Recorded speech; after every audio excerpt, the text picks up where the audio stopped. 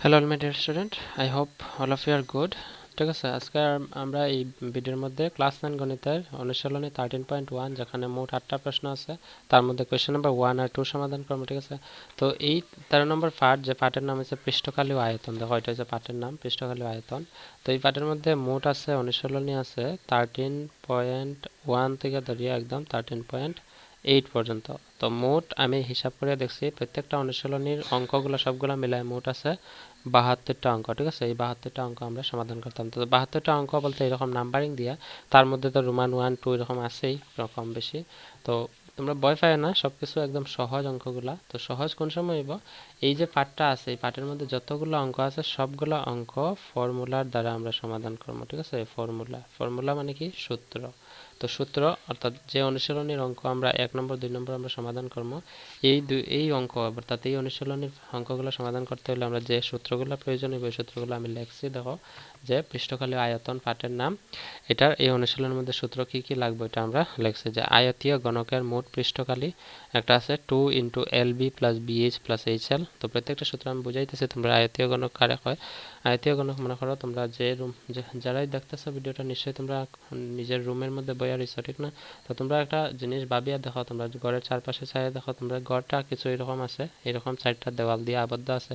ঠিক আছে, তো এই 4টা দেওয়াল দিয়ে আবদ্ধ হওয়ার পরে এরকম একটা বক্স তৈরি আছে। ঠিক আছে, এই রুমটা কিছু এরকম শেপ আছে, যার উপরে আছে ছাদ, এটা আমরা ছাদ ধরতে পারি।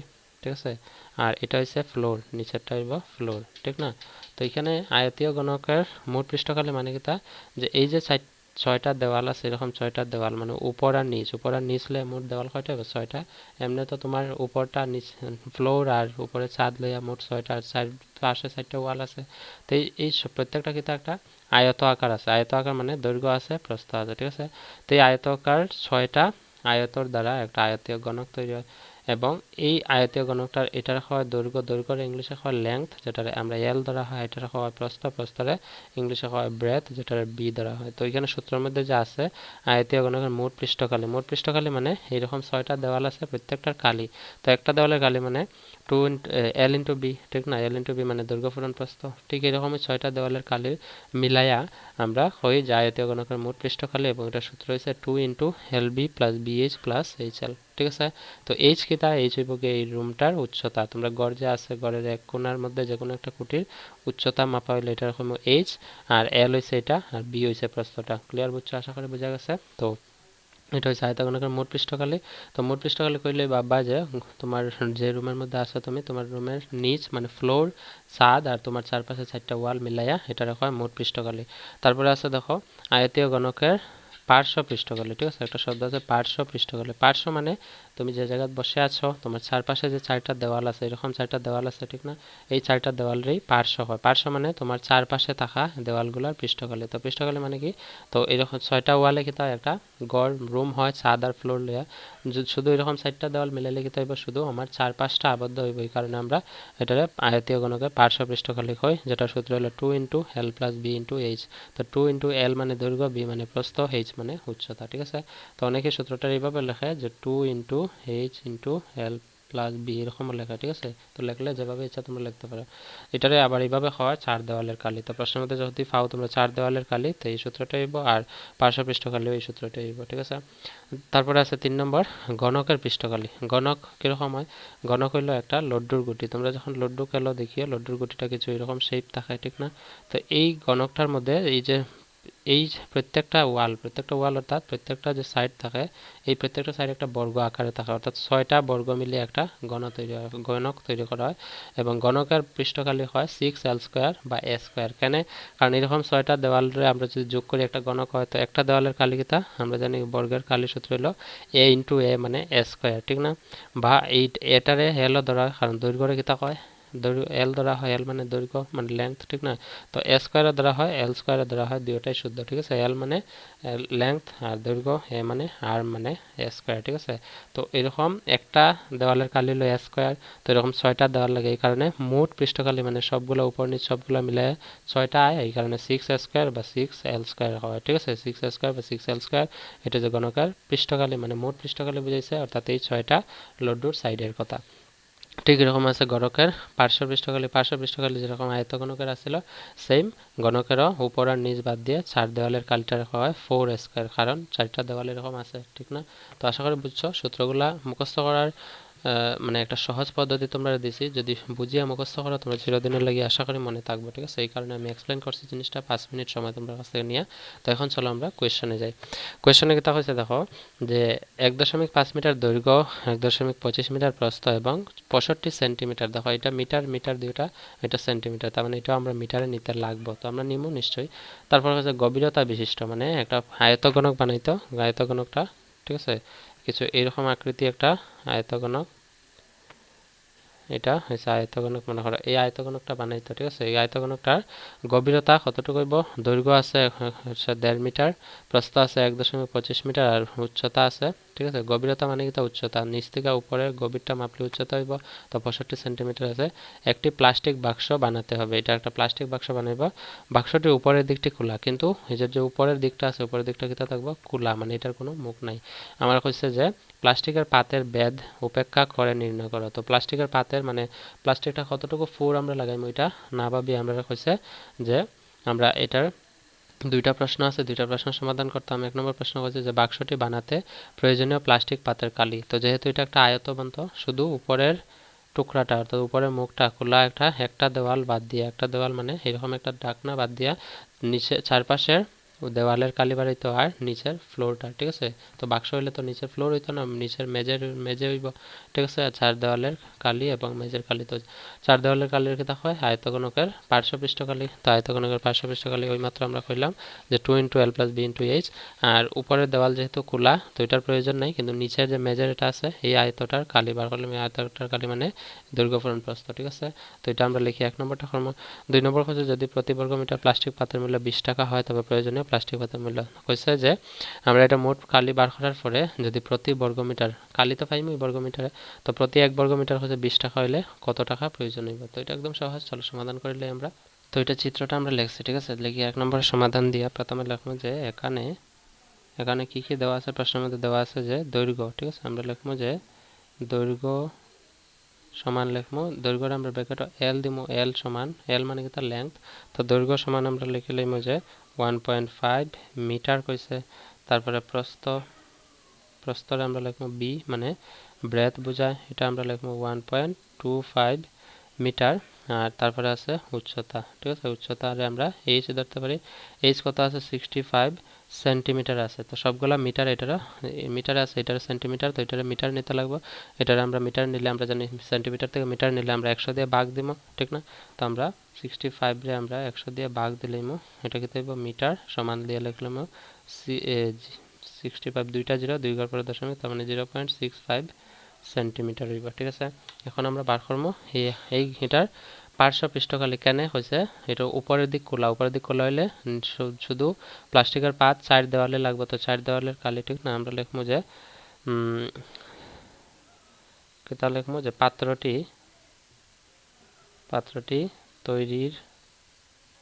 পাত্রটি তৈরির জন্য মোট প্লাস্টিক পাতের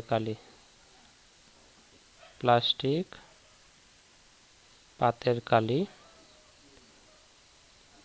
এখানে যে ডান দিকে যেহেতু জায়গা নেই আমি নিচে লিখবো প্লাস্টিক পাতের কালি। প্রথমে 4 দেওয়ালের কালি মানে আয়তঘনকের পার্শ্বপৃষ্ঠ কালির সূত্র কিতা? পার্শ্বপৃষ্ঠ কালির সূত্র হলো 2 × L + B × H প্লাস কিতা করবো, যেহেতু আমার কইছে এটার মুখ খোলা তো নিচের দিক থাকবো, ঠিক আছে? আর 4 দেওয়াল থাকবো, 4 দেওয়ালের কালি হলো এটা, আর নিচের একটা এরকম আয়ত আকৃতির রয়েছে, তো এটা আমরা লিখবো L × B, মানে এটার দৈর্ঘ্য পূরণ প্রস্থ, এটার কালি কিতা আছে? L × B। ক্লিয়ার বুঝছো? এখন দেখো আমরা সবগুলোর মান বসাইমু, মান বসাইলে আমরা কিতা পাইমু দেখো।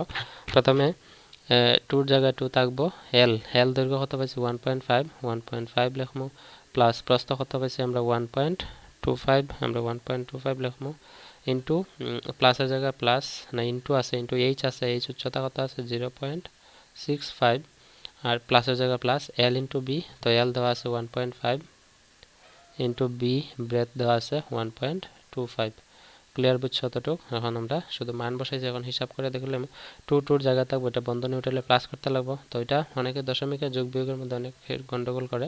তোমরা মনে রাখবা যেখানে দশমিক আছে এটার দশমিক সেম দশমিক এখানে দশমিকের জায়গায় বসবে, ঠিক আছে? তো প্রথম সংখ্যার দশমিক এখানে বসাই, প্রথম সংখ্যা কি আছে 1.5, তো দশমিকের বাম দিকেরটা এখানে বাম দিকে বসাইবা, এখানে 5 বসাইবা।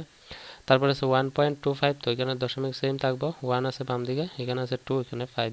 তো অনেকে হইতে পারে এখানে কি থাকবে, এখানে কিছু নেই, মানে 0 দিলেই বা। তো 5 আর 2 যোগ করলে 7, দশমিকের জায়গায় দশমিক, 1 আর 1 2। তো এটা আমরা লিখবো 2.75, ঠিক আছে, ইন্টু এখানে আছে 0.65 লিখবো, প্লাস 1.5 ইন্টু 1.25 কত হবে, 1.5 ইন্টু 1.525 পূরণ করে দেবো। দশমিকের পূরণ দেখো 1.25, মনে করো এখানে দশমিক আছে, দশমিক ভুলে যাবে পূরণ করার সময়, এখানে আছে, তারপরে আছে কি তা 1.5, আগে পূরণ করবো দশমিক, পরে আমরা হিসাব করবো। 5 5 25, 5 হাতে আছে 1, 5 দুগুণে 10 আর 1 11, হাতে আছে 1, 5 1 5 আর 1 6, পূরণ 5 1 5, 2 1 2, 1 1 1, 5 5 আর 1 6, 6 2 হলো 8 আর 1 1, এনে 1 ঘর পরে আছে, এনে 2 ঘর, তো টোটাল 3 ঘর, 1 2 3 ঘর পরে আইব, ঠিক আছে? তো এই দুইটা পূরণ করে আমরা কত পাইম, এই দুইটা পূরণ করে পাইম আমরা 1.865, আমরা লিখবো 1.865। তো এখানে দেখো 3টা পূরণ আছে, এই 3টা আগে পূরণ করিলাই, ঠিক না? তো আগে 3টা পূরণ করতে হলে এখানে লিখবো আমরা যে 2.75 ইন্টু করবো আমরা 0.65, তো 0.65 পূরণ করবো 5 5 25, 5 হাতে আছে 2, 5 7 35, আর 2 হলো 37, 7 হাতে আছে 3, 5 দুগুণে 10 আর 3 13, ইন্টু 5 36, 0 হাতে আছে 3, 6 7 42, আর 3 45, আর 5 হাতে আছে 4, 6 দুগুণে 12, 13 14 15 16, ঠিক আছে, 16। এটা যোগ করে দেবো 5 7, 5 3 হলো 8, 6 আর 1 7 আর 1, ঠিক আছে? দশমিক ইন্ন 2 ঘর, ইন্ন 2 ঘর, তো কয় ঘর পরে আইব, 1 2 3 4 ঘর পরে, তো এখানে আইব, ঠিক আছে? এখানে আইব দশমিক। আবার এখানে দেখো এই দুইটা পূরণ করে আমরা এটা পাইছি, তখন 2 দিয়ে পূরণ করতাম, 2 বাকি রয়েছে, তাই না, 2 দিয়ে পূরণ করে দেবো। 2 দিয়ে পূরণ করলে আইব 5 দুগুণে 10, 0 হাতে আছে 1, 7 দুগুণে 14, আর 1 15, 5 হাতে আছে 1, 8 দুগুণে 16, আর 1 17, 7 হাতে আছে 1, 7 দুগুণে 14, আর 1 15, 5 হাতে আছে 1, 2 1 2 আর 1 3, দশমিক না কয় ঘর পরে, এটাতে আছে 1 2 3 4, 1 2 3 4 ঘর পরে, ঠিক আছে? এটা আমরা এখানে বসাইমু, মানটা কেতা পাইছি যে 3.5750 প্লাস এখানে আছে 1.865, সবগুলো আমরা প্লাস করে দিব। তো এটার লগে আমরা প্লাস করতাম 1.865, দশমিকের নিচে দশমিক বসাইবে, এখানে 0 আছে 0, 5 5 আর 5 যোগ করলে 10, 0 হাতে আছে 1, 6 এর সাথে 13, আর 1 14, 4 হাতে আছে 1, 8 5 13, আর 1 14, 4 হাতে আছে 1, দশমিক 3 আর 1 4 আর 1 5, 5.440, ঠিক আছে? তো 44 লিখবো, 000 আমার লেখার প্রয়োজন নেই, 5.44 লিখে লিখবো, 5.44, এটা কি তাইব, যেহেতু খালি আছে, তো খালি সবসময় তোমরা জানো এটা যদি মিটার থাকে মিটার স্কয়ার হইব, একক যেহেতু মিটার আছে তো এটা লিখবো মিটার স্কয়ার। এটা হচ্ছে রোমান 1 এর আনসার, ঠিক আছে? কেন রোমান 1 এর, কারণ প্রশ্নের মধ্যে দেখা হয়েছে যে বাক্সটি বানাতে প্রয়োজনীয় প্লাস্টিক পাতের কালি, তো বাক্সটি বানাতে প্রয়োজনীয় প্লাস্টিক পাতের কালি কত হয়েছে, 5.44 মিটার স্কয়ার। তারপরে 2 নম্বর প্রশ্নের মধ্যে হয়েছে যে যদি প্রতি বর্গ মিটারে কত টাকা, 20 টাকা খরচ হয়, তাহলে আমার মোট প্রয়োজনীয় প্লাস্টিক পাতের মূল্য, ঠিক আছে? তো আমরা লিখবো এখানে যে রোমান 2 দিয়া যদি প্রতি বর্গমিটারে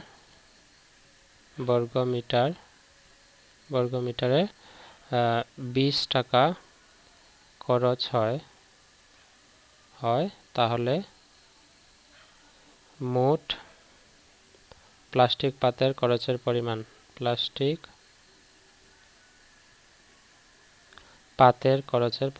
পাতের খরচের পরিমাণ, ঠিক আছে? খরচের পরিমাণ সমান দিয়ে আমরা লিখে নেব মোট কত বর্গমিটার পাইছি, 5.44 বর্গমিটার, ইন্টু আমরা 20 টাকা আছে তো 20 দিয়ে পূরণ করে নিলাম, ঠিক আছে? তো 5.44 ইন্টু 20, তো 4 0 0, 4 0 0, 5 0 0, 4 দুগুণে 8, 4 দুগুণে 8, 5 দুগুণে 10, ঠিক আছে? 0 8 8 0 1, দশমিক আছে 2 ঘর পরে এখানে লিখে নিলাম 2 ঘর, ঠিক আছে? 108 টাকা 80 পয়সা, ঠিক আছে? 108 টাকা 80 পয়সা আমরা পাইব। 100 এটা দশমিক দিয়ে এখানে লিখবা টাকা, ঠিক আছে? দশমিক না ব্র্যাকেট দিয়ে, তো এখানে আমরা কত পাইছি, 108 টাকা 80 পয়সা, 108 টাকা 80 পয়সা, ঠিক আছে? আমরা টাকা লিখে রাখি দেবো। এটা হচ্ছে question number Roman 2 question number 1 এর ক্লিয়ার বুঝছো আশা করি। তো এটা হচ্ছে সঠিক হিসাব নিকাশ করিয়া তোমরা প্রশ্ন এই বইয়ের উত্তরমালা যে আছে উত্তরমালার মধ্যে এখানে আমরা যেটা বার করছি 5.44 এটা আছে 5.45 ঠিক আছে। তো এখানে 5.44 লেখা যদি লেখো এটা লিখবা প্রায়। তো আমরা যেহেতু সঠিক হিসাব করে করছি তোমরা এটা আবার হিসাব করে দেখবা, যদি কোনো সমস্যা থাকে তোমরা ঠিক করে নিবা। আশা করি পদ্ধতিটা বুঝছো, এইভাবে তোমরা করবা ঠিক আছে। 5.44 আমিও পাইছি, তোমরা হিসাব করে দেখো যদি 5.44 হয় তার মানে উত্তরমালায় ভুল আছে ঠিক না। আর উত্তরমালায় প্রায় সময় ভুল দিয়ে দেয়। ঠিক এরকম এখানে আছে 109 টাকা, কিন্তু আমরা পাইছি কত 108 টাকা 80 পয়সা। এখানে উত্তরমালাতে আছে 109 টাকা। তো এটাও যদি এটা যদি ভুল হয় তো এটা তো ভুল নিশ্চয়ই হইব ঠিক আছে। তো এটা দেখবা আগে তোমরা এই হিসাবগুলা করিয়া ঠিক হয়েছে কিনা ঠিক আছে। আমার তো মনে হয় আশা করি ঠিক হয়েছে। যাই হোক, তো চলো কোয়েশ্চেন নাম্বার 2টা সমাধান করে লাই। কোয়েশ্চেন নাম্বার 2তে হচ্ছে দেখো যে একটি কোটার দৈর্ঘ্য প্রস্থ উচ্চতা ক্রমে আছে ঠিক আছে 5, 4 আর 3 মিটার। যদি প্রতি বর্গমিটার চুনকামের জন্য ব্যয় 7 টাকা 50 পয়সা হয় তবে সম্পূর্ণ কোটাটি চুনকামের জন্য কত টাকা খরচ হবে নির্ণয় করো। একটা কোটার দৈর্ঘ্য আছে, প্রস্থ আছে, উচ্চতা আছে ঠিক আছে। তো সাধারণত আমরা যখন একটা কোটা রং করি, আমি তোমাদের দেখাই এখানে, মনে করো এটা একটা রুম আছে ঠিক আছে। এই রুমটা যখন আমরা সাধারণত রং করবো মানে চুনকাম করার লাগে ঠিক আছে, রং করতে হলে তো অনেক পয়সার প্রয়োজন, তো কম করেছে এই অঙ্কটা দিছে যে কম করেছে চুনকাম মানে আমরা প্রাইমার, তখন তো চুনের বদলে প্রাইমার বাড়িছে দোকানে আমরা লাগাইতে পারি বলে, তখন কইছে চুনকাম করার লাগে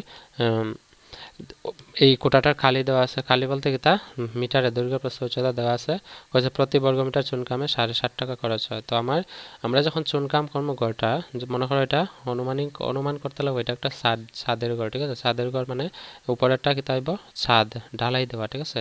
তো আমরা তো যখন চুনকাম করি অর্থাৎ একটা ঘরে যখন রং করি আমরা তো নিচের যে ফ্লোর আছে মানে মেঝেটা তো আমরা রং করি না ঠিক আছে। তার মানে মেঝেটা ক্যান্সেল হইব। যদি মেঝেটা ক্যান্সেল হয় আমি ছাদ রং করবো আর এই 4টা দেওয়াল রং করবো ঠিক আছে। তো এই 4টা দেওয়াল রং আর ছাদ যদি রং করতে লাগে তার মানে আমার এই 4টা দেওয়ালের আর ছাদের কালি বার করতে লাগবে। তো 1 নম্বর প্রশ্নের মধ্যে যেরকম বার করছি 4 দেওয়ালের মানে আয়তঘনকের পার্শ্ব পৃষ্ঠকালি প্লাস এই উপরের ছাদের বা একটা আয়তের কালি L ইন্টু B আমরা বার করবো। তারপরে প্রতি বর্গমিটারে 7.5 টাকা আছে, এটা পূরণ করে আমরা সমাধান করে নিব। তো সমাধান করার লাগে আমরা চিত্রটা লিখে লিখছি, আমরা এখানে লিখবো শুধু যে এখানে এখানে যেগুলো দেওয়া আছে ঠিক আছে। এখানে দৈর্ঘ্য লিখবো, দৈর্ঘ্য ব্র্যাকেটে লিখবো L সমান দেওয়া আছে কত, দেওয়া আছে আমার মনে হয় এখানে দেওয়া আছে বইয়ের মধ্যে দৈর্ঘ্য প্রস্থ উচ্চতা, দৈর্ঘ্য হইব 5, প্রস্থ আছে 4, উচ্চতা হইব 3 মিটার। তো এখানে লিখবো দৈর্ঘ্য আছে 5 মিটার, তারপরে বি অন্য প্রস্থ লিখতাম না, লেখার প্রয়োজনে বি মানেই প্রস্থ বোঝাতে 4 মিটার, আর উচ্চতা মানে এইচ বোঝায় কত, এইচ হইব গিয়া মোট 3 মিটার ঠিক আছে। আমরা লিখবো 3 মিটার। ক্লিয়ার হয়েছে? নিচে অতএব দিয়ে আমরা এটা লিখবো যে কোটাটি রং না চুনকাম করার জন্য, চুনকামের জন্য পার্শ্ব পৃষ্ঠকালি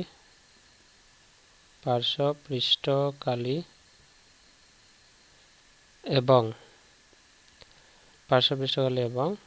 উপরের দেওয়ালের কালি ঠিক আছে, উপরের দেওয়ালের কালি একলগে আমরা সমাধান করে লিখব। একলগে উপরের দেওয়ালের কালি সমান দিয়ে আমরা লিখব পার্শ্ব পৃষ্ঠকালি সূত্র হইল গিয়া 2 into L plus B into H plus হইব উপরের দেওয়ালের কালি হইব L ইন্টু বি ঠিক আছে।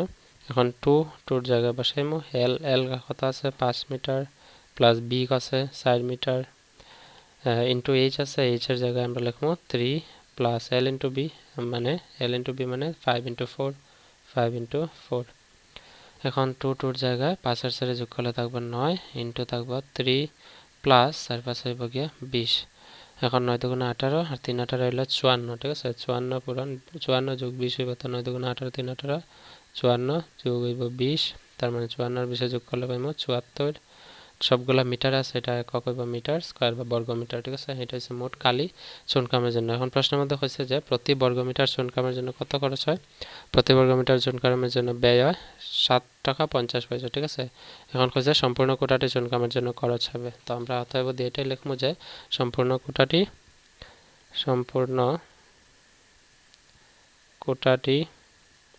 এটা খ হইব ঠিক আছে। সম্পূর্ণ কোটাটি রং না চুনকামের জন্য মোট খরচ ঠিক আছে, মোট খরচ সমান দিয়ে আমরা লিখবো এটা কত আছে কালি মোট কালি হলো গিয়া ৭৪ পূরণ মোট কত টাকা খরচ হয় ৭ টাকা ৫০ পয়সা ঠিক আছে এটার ব্র্যাকেট দিয়ে লাগবে টাকা কারণটা টাকায় বাড়বে ঠিক আছে তো 74 ইন্টু ৭ টাকা ৫০ পয়সা পূরণ করবো আমরা 74 ইন্টু ৭ টাকা ৫০ পয়সা ঠিক আছে তো আগে ৭ টাকা ৫০ পয়সা লিখে নিলাম নিচে লিখে নিলাম 74 গুড়িয়া সমানই আমরা তো ৪ শূন্য শূন্য ৪ ৫ ২০ শূন্য আছে ২ ৪ ৭ ২৮ আর ২ হইল ৩০ ঠিক আছে ৪ ৭ শূন্য শূন্য ৫ ৭ ৩৫ এর ৫ হাতে আছে ৩ ৭ ৭ ৪৯ আর ৩ হইব গিয়া ৫২ ঠিক আছে ০ ০ ৫ ৩ ২ ৫ আর ৫ দশমিক আগের পরে ২ ঘর পরে তো দশমিকের পরে 0 আছে ঠিক আছে 0 আমরা কাউন্ট করতাম না আমরা শুধু লিখবো 555 ঠিক আছে সব পূরণ করলে কত হইব ৫৫৫ টাকা ক্লিয়ার বুঝছো এটা হচ্ছে কোশ্চেন নাম্বার 2 সমাধান তো একদম সহজ আমি কইছি যে তোমরা চেষ্টা করবা এই যে আমি সূত্রগুলো তোমরা দিছি সূত্রগুলো মুখস্থ করাতে এগুলো মেইন কপির মধ্যে উঠায় রাখবে ঠিক আছে যেগুলো আমরা পুরো অনুশীলনী সমাধান করতে আমরা কাজে লাগবে তো অনুশীলনের কোশ্চেন নাম্বার 1 আর 2 সমাধান করছি বাকি প্রশ্নগুলো সমাধান ভিডিও ডেসক্রিপশনে লিংক আছে তোমরা দেখবা সবগুলো আমরা সমাধান করছি ঠিক আছে এই অনুশীলনীর এবং বাকি যে আরো অনুশীলনী আছে এই চ্যাপ্টারে ঠিক আছে so that's all for today bye and take care